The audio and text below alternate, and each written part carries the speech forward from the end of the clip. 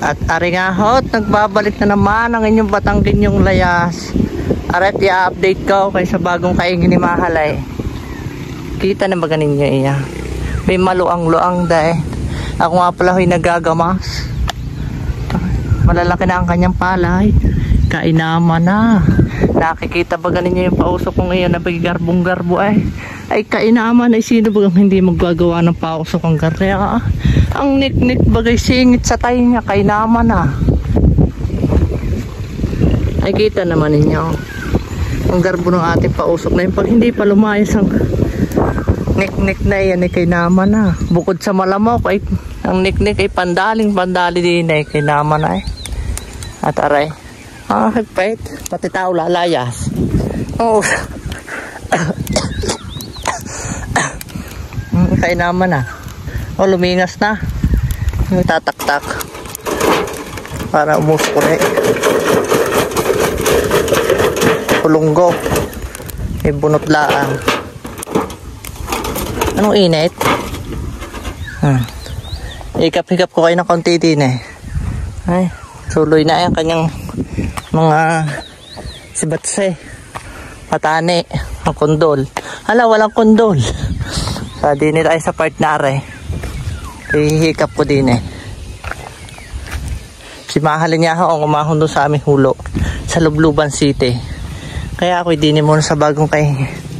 Kita niyo baga? Oo, ang kanyang patula ay talaga naman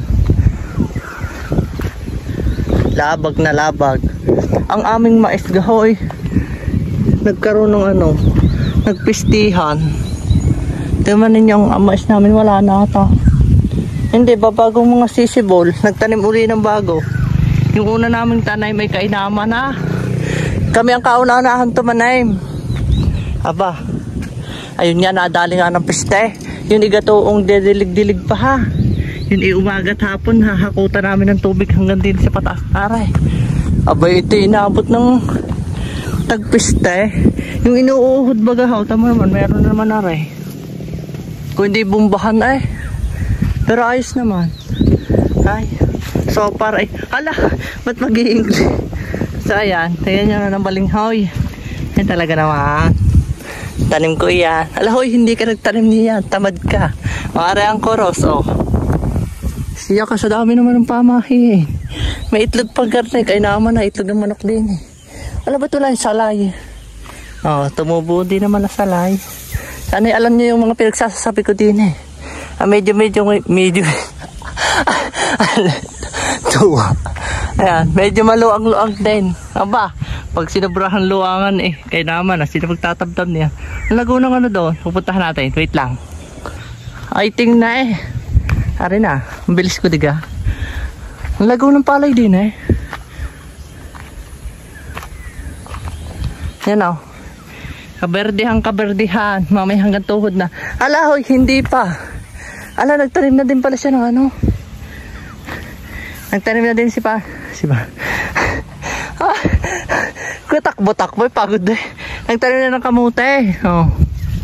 Siya kayo. Tapos meron din ng ubing kulay violet. Sabi namin nga muna, kainaman ha. Sorry.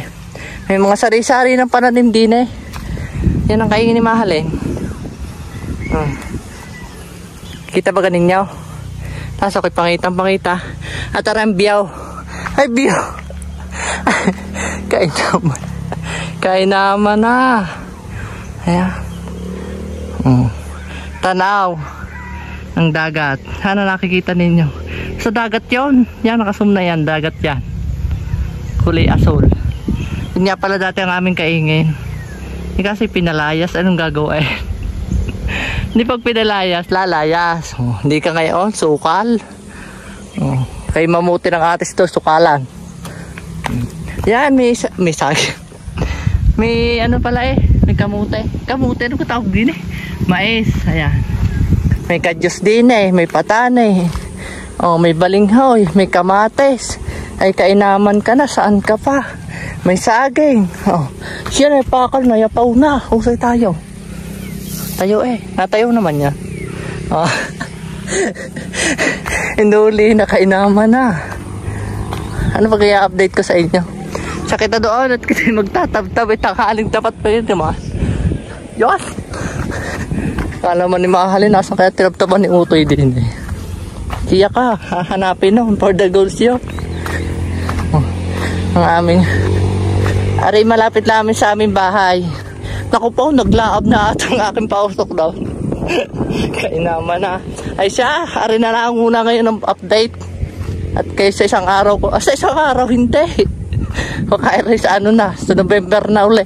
Alam, ang bilis. Ang bilis. Ano kang binagsasabi ko, kainaman na.